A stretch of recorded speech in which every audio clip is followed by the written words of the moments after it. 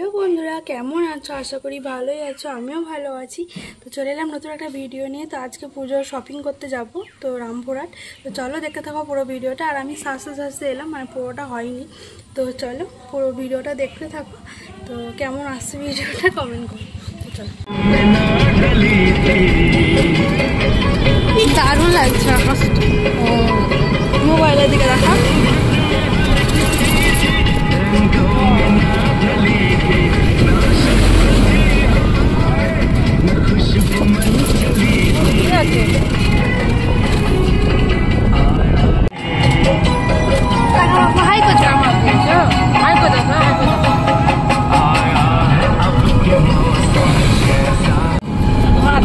জাল দিয়েছে, কাক বককে না তুলতে পারে, কেন দিয়েছে বক কাক না তুলে নিতে পারে।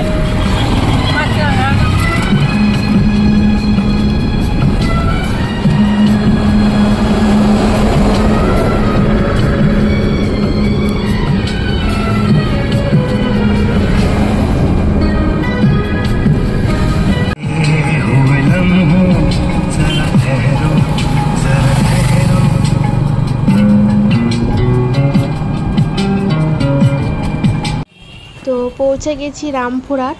তো চলো এখন যাওয়া যাক দোকানের উদ্দেশ্যে। তো রামপুরহাটের রাজ মন্দির ওই দোকানটাতে আমরা বাজার করি।